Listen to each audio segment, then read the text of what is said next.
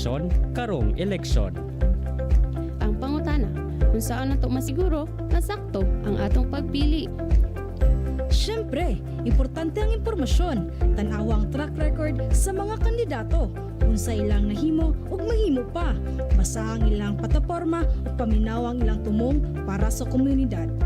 Samtang nagkaduol ang eleksyon, likayi ang disinformasyon, pagsalig sa tinuod nga datos, dili lang sa mga patak-patak ka kampanya ug istorya. Walay palitag boto. Atong desisyon ibase sa integridad ug kasaligan. Ang imong boto dili ibaligya, kini ang yawe sa bag-ong kaugmaon. Busa gamiton kini nga husto. Magpakabana, mag-research ug magbotar nga responsable. Sa mga botante karon nga eleksyon, pili ang angayan, suportahan ug gatong botaran, ayaw gayud ibaylo ang inyong boto sa kwarta nga mahanaw ra. Let's vote wisely for the community. Kini nga pahinumdom gidala kaninyo sa Development Communication Students. Husto nga boto, hayag nga kaugmaon.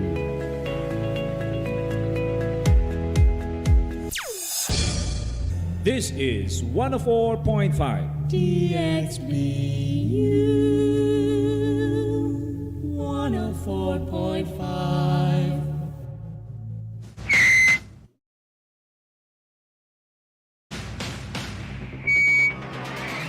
With integrity and commitment, we stand for truth.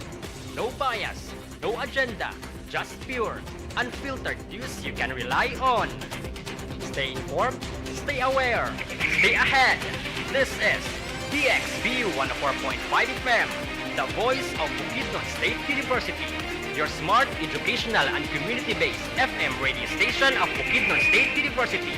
This is DxBU News Patrol.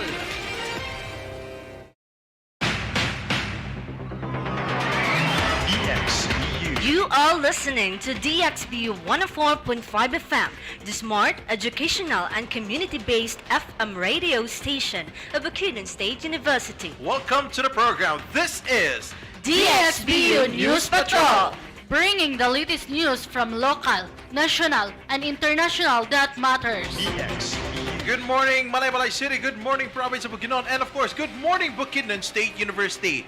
This is Kyle Christian Flores together with Glidel Abarabar and Cleetroshanet Abrasaldo. Today is Monday. It's the 23rd day of June 2025. Mga higala, good morning, good morning, good morning. And of course, today is Monday and it's start for another working week, mga higala. Before we start our program, we would like to acknowledge the following, especially to the Smart Bukidnon State University President, Dr. Joy M. Mirasol, together with our Vice Presidents. Vice President for Research, Extension, and Innovations, Dr. Karina Juan V. Barroso. Vice President for Academic Affairs, Dr. Hazel Jane M. Abuela. Vice President for Administration and Finance, Mr. Dante S. Victoria Jr. Vice President for Culture, Arts, Sports, and Student Affairs, Dr. Lincoln V. Tan. To our DxBU Operations Manager, Engineer Manuel Chia G. Gurov, to our support team, nato na Operations Manager, to our interns today. We're gathering at the back of our cameras today. Good morning, good morning, good morning. And to our student assistant today, of course, Gino, who is handling in charge for our live streaming. And our technical on duty today, Sir Arturo Vincent III. Sir, good morning and thank you so much for assisting in our news today for the DxBU News Patrol.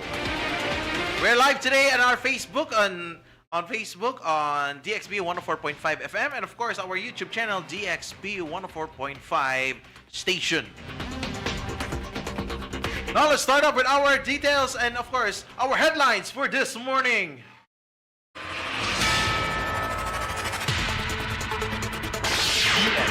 Starting off with our headlines with our local news. Valencia City, Glasswalk Viewtech temporarily closed for repairs.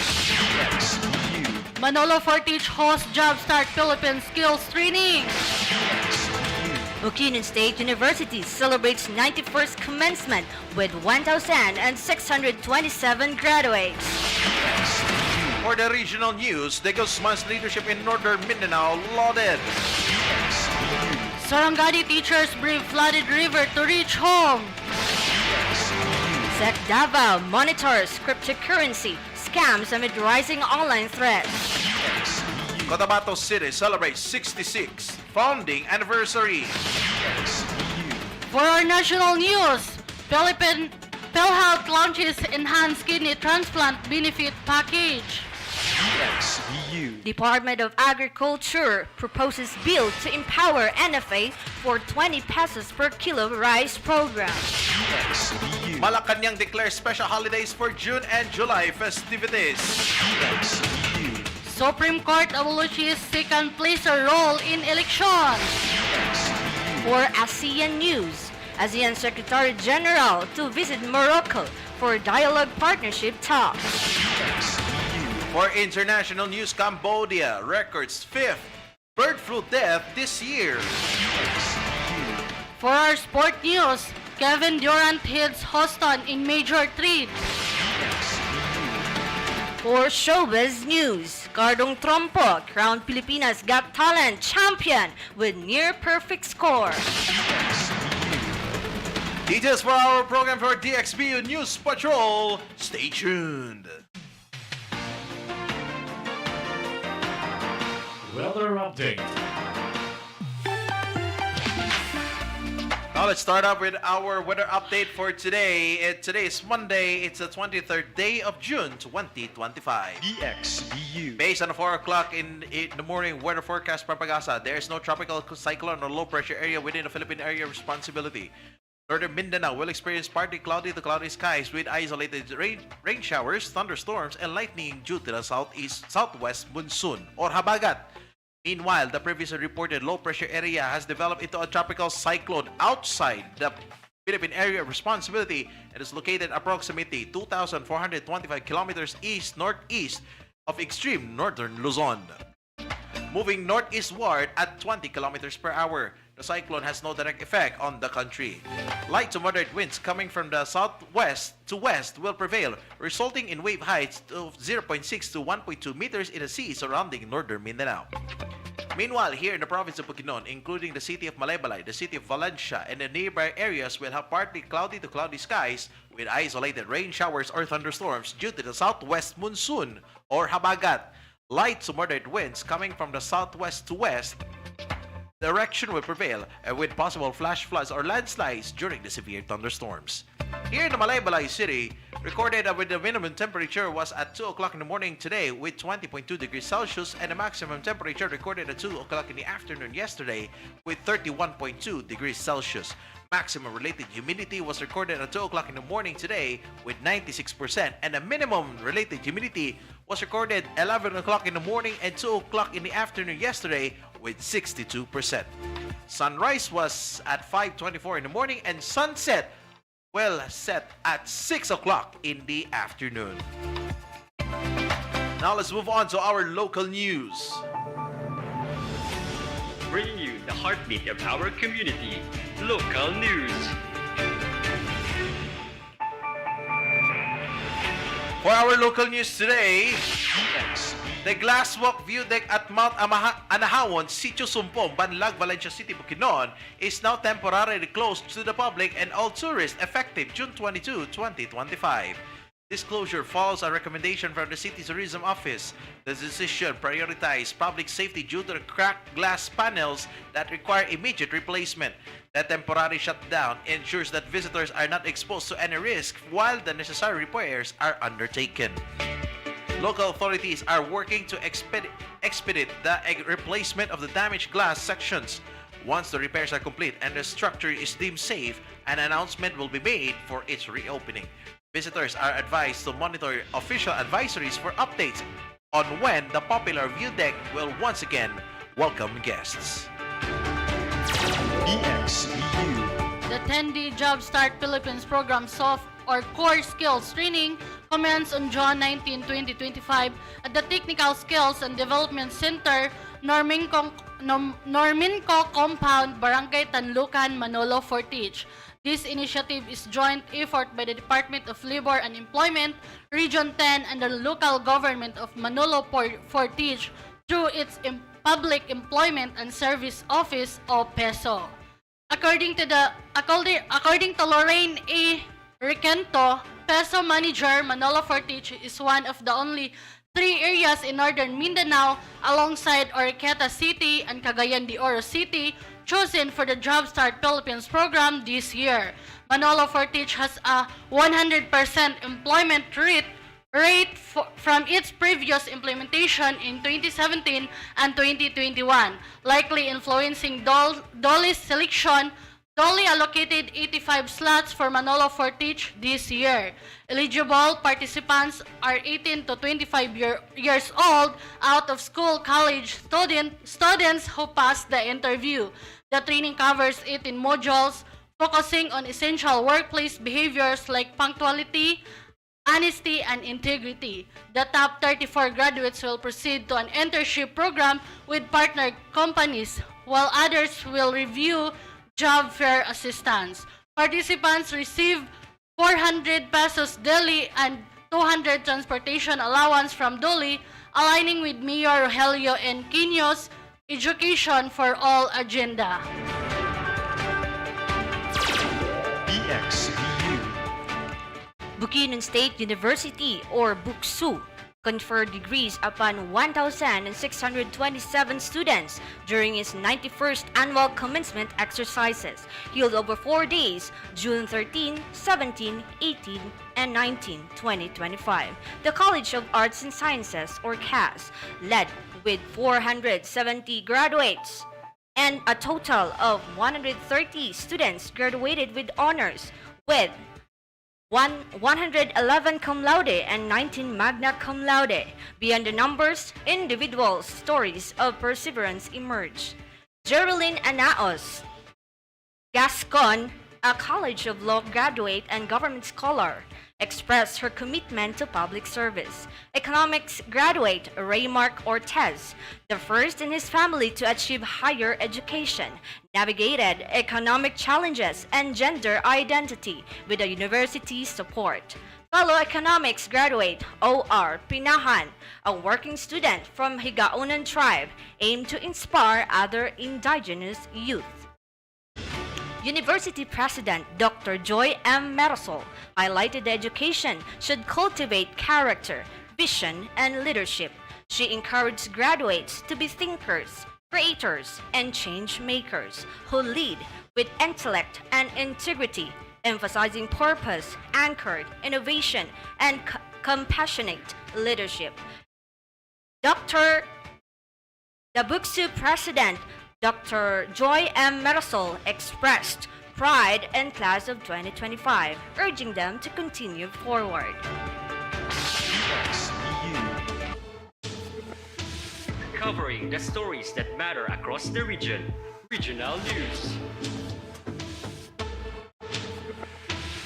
Now let's move on to our regional news. BukSU. The disciplined, integrity-driven, and community-centric policing implemented by former Police Regional Office 10 Director Brigadier General Jason de Guzman in Northern Mindanao has not gone to waste. This was highlighted by the PNP Chief Directional Staff Lieutenant General Edgar Alan Ocubo, who praised de Guzman's overall performance as the region's top police official during his official relinquishment of command yesterday at Camp Alagar. Ocubo stated that PNP Chief General Nicolas Torre III was pleased with de Guzman's leadership, which restored public trust in the police despite his tenure at PRO 10 lasting less than a year. The PNP highly salutes de Guzman's leadership at PRO 10, hoping he applies the same principles in his new role as Regional Director of PRO Bangsamoro Autonomous Region in Muslim Mindanao. Ocubo also urged remaining PRO 10 police officers to support Brigadier General Rolindo Sugillon, de Guzman's mista and successor, to maintain peace and order in the region. BukSU. For our regional news, Several teachers in Malapatan, Sarangani face a perilous journey home breathing a swollen river in Sitio Banlas, Barangay Kihan, following heavy rainfall. Lacking a bridge in area, the educator resorted to riding habal-habal motorcycles to cross the strong currents, with concerned residents assisting them through the dangerous water. This incident highlights the challenge faced by residents and commuters in areas vulnerable to flooding. The intertropical convergence zone has been identified by Pag-asa as the cause of continuous rainfall and subsequent inundation across parts of Mindanao. Similar flooding also affected areas in Zamboanga City, submerging parts of Santa Catalina and affecting elementary school classrooms, and entered homes in Porok Ono, Veterans Village, Ipil Town, Zamboanga Sibugay, underscoring the widespread impact of inclement weather. BukSU. The Securities and Exchange Commission Davao or SEC Davao is actively monitoring 4 entities in the region allegedly involved in cryptocurrency scams. According to SEC Davao Director Katrina Jamila Ponco Estares, tracking these elusive schemes proves challenging as scammers often operate without physical offices, relying heavy on social media and digital payment platforms like GCash and PayMaya for transactions. Many of these fraudulent operations originate from outside Davao or even overseas, further complicating investigations. Beyond cryptocurrency, SEC Davao is also addressing concerns over predatory online lending applications. The agency has recorded 77 complaints regarding lending and financing scams since January this year. To combat these threats, the SEC is implementing preventative measures and continually warns the public against falling victim to W's online investment offers. Collaboration with local government units and the police through anti-scam units is underway to bolster monitoring and prevention efforts. BukSU. For the news for the regional news. BukSU. Cotabato City Vibrant Day mark its 66th founding anniversary this June under the theme 66 years of resilience, overcoming challenges through unity and collective strength. The celebration featured a grand parade with diverse participants from government and community sectors. Personnel from the PNP, Bureau of the Fire Protection, Philippine Coast Guard, Armed Forces of the Philippines, local government staff, teachers, students, and various civilian groups joined the procession. Delegations marched from City Plaza to People's Palace, met with enthusiastic support from residents and visitors. The parade symbolized the unity of Cotabateños despite past challenges, including calamities, conflicts, political issues, and security concerns. Cotabato City's unique historical role in Bangsamoro remains evident. Though not part of any province, it lies within the Bangsamoro Autonomous Region in Muslim Mindanao, or BARM territory, and officially joined the region in 2019 following a plebiscite. Despite a highly urbanized city, Cotabato maintains a close connection to Bangsamoro, not just geographically, but also culturally. Religiously and historically, it is known as the only city with a Bangsamoro heart. This celebration reaffirmed the Cotabateños' dedication to achieving genuine peace, progress, and unity amidst religious, linguistic, and origin diversity.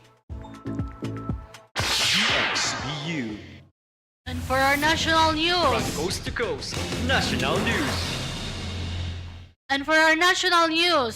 PhilHealth launches Enhanced Kidney Transplant Benefit Package. The Philippine Health Insurance Corporation of PhilHealth has rolled out a new comprehensive benefit package, significantly expanding support for kidney transplant patients. This initiative, endorsed by President Ferdinand R. Marcos Jr., aims to drastically reduce out-of-pocket expenses by offering substantial monthly coverage for vital immunosuppressants, laboratory tests, and living donor support. Under the new package, pediatric patients are entitled to 73,665 pesos monthly for immunosuppressive medications in first year. Post-transplant reducing to 41,150 pesos thereafter. Adult patients will receive 40,725 pesos per month for their immunosuppressive drugs. Additionally, PhilHealth will provide 1,900 peso every 6 months for laboratory procedures and monitoring for living donors of all ages. This crucial expansion in healthcare coverage is set for immediate implementation with eligibility details available at accredited hospitals and clinics starting next week. BukSU. The Department of Agriculture is in final stages of drafting a bill designed to reinstate specific functions of the National Food Authority or NFA. This legislative effort primarily aims to ensure the continuity of the Marcos administration for 20 pesos per kilo rice program until the end of the president's term. Agriculture Secretary Francisco Tio Laurel Jr. stated that the proposed bill signifies a strategic recalibration of government policy. It seeks to strengthen the Department of Agriculture's role in food authority security and revitalize the NFA's ability to respond effectively during periods of price instability and supply chain disruptions. Tio Laurel noted that Speaker Martin Romualdez requested this measure, which is expected to help the government advance its food security agenda, particularly the program of President Marcos to sustain 20 pesos per kilo rice for vulnerable sectors through 2028. The Department of Agriculture explained that the proposed legislation would amend key provisions of the rice tarification law, granting the NFA certain regulatory powers. These powers include better management of buffer stocks, regulation of rice distribution and marketing, setting a floor price for palay, and supporting farmers, cooperatives, and beneficiaries of rice processing systems funded under the Rice Competitiveness Enhancement Fund. Additionally, protocols for Department of Agriculture's led rice importation will be refined to enable swift responses to shortages and sudden price surges.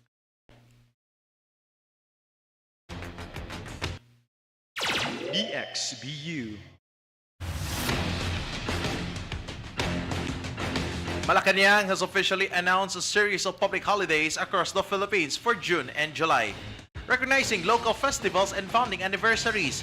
President Ferdinand Marcos Jr. signed 13 proclamations to mark these significant community events. For June, special non-working holidays include June 25 of the founding anniversaries of Sabangan Mountain Province and Calanasan, Apayao. Looking ahead to July, a cluster of special non-working holidays falls on July 1, Pangantukan, Bukidnon, and their 63rd founding anniversary, Maramag, Bukidnon, 69th founding anniversary, San Carlos City, Negros Occidental with their 65th charter anniversary, Kibawi, Bukidnon with 69th founding anniversary, and Dipolog City with 112th founding anniversary. Further declarations for July include July 15 for Araw ng Mauban in Mauban, Quezon, and the 30th founding anniversary of the Cordilleras Administrative Region. July 18 for Digos City, Davao del Sur's Padigosan Festival. July 21 for Mabalacat, Pampanga's 13th cityhood anniversary and Maria Aurora's 76th founding anniversary. And July 25 for Tanjay City, Negros Oriental's Sinulog sa Tanjay. These declarations provide residents with opportunities to celebrate their local heritage. Shout out to the 3 municipalities of Bukidnon for their holidays on July 1. BukSU. the court has officially discarded the second placer role, a long-standing principle that allowed the runner-up in an election to assume long-standing principle office if the winner was disqualified. In an April 22 decision, the High Court declared the rule established in 2012 Halus Host Jr. versus Kumilik ruling lack legal basis, as no law explicitly permitted such as proclamation. Instead, the court mandated the application of the succession rules outlined in Republic Act 7160, the local government code, for all cases of permanent vacancy resulting from a local official's disqualification. This means that if a winning candidate is disqualified, the vacancy will now filed according to the local government code, typically by the vice governor or vice mayor, rather than automatically by the second place finisher. The ruling stemmed from a petition filed by Dato Pax Ali Mangodato, the won the 2022 Sultan Kudarat gubernatorial race but faced a disqualification petition over residency requirements. The Supreme Court affirmed his disqualification due to material misrepresentation, stating one cannot have two domiciles simultaneously. This landmark decision prioritized the legislative framework of succession over the previous second placer role. Connecting you to the world. World news. For our ASEAN news, Dr. Kao Kim Horn, Secretary General of ASEAN, will lead the delegation from the ASEAN Secretariat for an official visit to Morocco from June 24 to 26, 2025. This visit, at the invitation of the Moroccan government, will include engagement in Rabat and Casablanca. During his trip, Dr. Kao is set to meet with a range of high-ranking officials and stakeholders. His itinerary includes discussions with ministers of the Moroccan government, representatives from the business community and private sector, as well as academia and students. In Rabat, the Secretary General will deliver a lecture at the Moroccan Institute of Training, Research and Diplomatic Studies, or MFRED. Dr. Kao will also engage with the ASEAN Committee in Rabat, providing updates on recent developments within ASEAN. The primary objectives of this official visit is to further strengthen and advance the existing ASEAN-Morocco sectorial dialogue partnership, fostering deeper cooperation between the two regions. BukSU. For our international news, Cambodia's Ministry of Health announced on Saturday its 5th bird flu fatality this year, a 52-year-old man from Zwei Ring province. The man died on Thursday with tests confirming he contracted the H5N1 avian flu virus. According to the ministry, the victim had contact with sick and dead chickens 2 days before developing symptoms, which included fever, cough, and difficulty breathing. He succumbed to the illness at the hospital. The latest death follows Cambodia's 4th bird flu fatality last month, an 11-year-old boy. The H5N1 virus typically spreads to humans through contact with infected poultry or high-risk environments like farms. While human transmission remains rare, the World Health Organization, or WHO, reported 43 bird flu deaths in Cambodia between 2003 and 2024. After an 8-year hiatus within 2014 to 2022, an uptick in cases saw 2 deaths in 2023 and 2 last year. Now let's move on to our action for our sports news. All the action. All the scores. Sports news.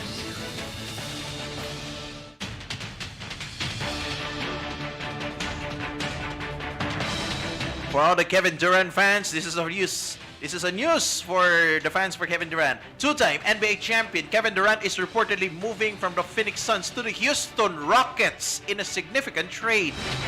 The deal, involving 8 players and multiple draft picks, was reported Sunday, early Monday here in Philippines, and is set to be finalized when the new NBA League year officially begins on July 6. The Rockets acquired the 36-year-old forward, while the Suns received guard our kababayan Jalen Green, swingman Dylan Brooks, and the 10th pick in Wednesday's NBA draft, and 5 future second-round selections. This move places Durant, a 4-time Olympic champion and 2014 NBA MVP, with a promising Houston team that finished 52 wins and 30 losses last season under coach Ime Udoka. Despite having the league's highest payroll, the Suns struggled to a 36-win to 46-loss record, finishing 11 in the Western Conference. Durant averaged 26.6 points, 6 rebounds, 4.2 assists, and 1.2 blocks for Phoenix. Durant's expiring $54.7 million contract makes him eligible for a 2-year extension after the trade, a key factor in his desired move to Houston.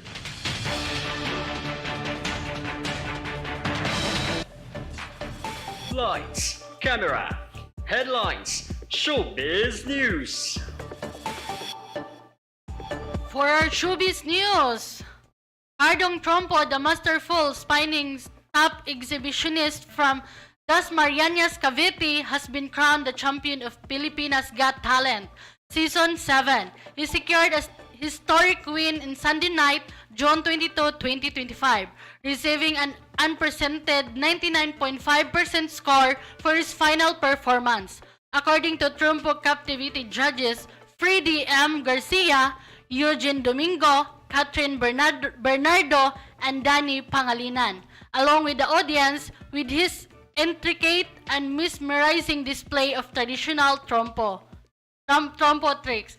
His performance featured astonishing feats of balance and control, earning him a standing ovation. Judge FMG lauded his unique talent and unpredicted achievement in the show's history. Ardong Trompo walked away with the grand prize of 2 million pesos. Runner-up Fim MNL received 150,000 pesos, while third place magician Carl Kyun took home 100,000 pesos. This victory marks the first time a non-singing or non-dancing act has won Philippines Got Talent.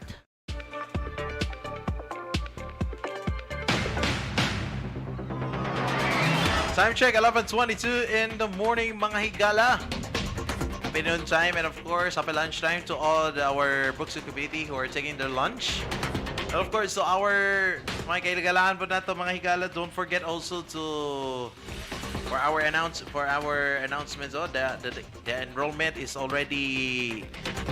So yes, our enrollment process is already posted. You can see it on the Bukidnon State University Facebook page or the BukSU website. That is BukSU.edu.ph. Especially for the incoming first-year freshmen, incoming first-year students, and the second-year and until the fourth-year college students. So stay tuned for more information here at the Bukidnon State University Facebook page or the website BukSU.edu.ph. More details later this afternoon at the DXBU Balita Patrol, which will be later on this afternoon. By the way, mga partners, do you have any shoutouts or do you have any greetings do you want to express? None so far. Probably later this afternoon. Well, of course, mga higala po, thank you so much for all for our viewers to our Facebook page and of course to our YouTube channel, the DXBU 104.5 station. Before we go, we would like also to thank the following, especially to our Smart Bukidnon State University President, Dr. Joy M. Mirasol, together with our Vice Presidents. Vice President for Research, Extension, and Innovations, Dr. Karina Juan V. Barroso. Vice President for Academic Affairs, Dr. Hazel Jane M. Abuela. Vice President for Administration and Finance, Mr. Dante S. Victoria Jr. Vice President for Culture, Arts, Sports, and Students Affairs, Dr. Lincoln V. Tan. So our Operations Manager of DXB 104.5 FM, Engineer Manuel G. Agurov, the Doctor of Engineering. Sir, good morning. He's present today. And of course, our technical duty today, Sir Arturo Vincent III. Sir, thank you so much for being with us. And to our interns, thank you for assisting. And of course, our teleprompter, thank you for guiding for our babasa. And Gino, thank you so much for operating for our live stream today. This has been the DXBU 104.5 FM, and this is DXBU News Patrol today for June 23, 2025. This has been Kyle Christian Flores together with Glidel Abarabar. And Cleet Roshanet Abersalda. and this is DXBU News Patrol. Good morning, Balay City. Good morning, Province of Bukidnon. And of course, good morning, Bukidnon State University. And God bless us all. With integrity and commitment, we stand for truth. No bias, no agenda, just pure, unfiltered news you can rely on. Stay informed, stay aware, stay ahead. This is DXBU 104.5 FM, the voice of Bukidnon State University, your smart, educational, and community-based FM radio station of Bukidnon State University. This is DXBU News Patrol.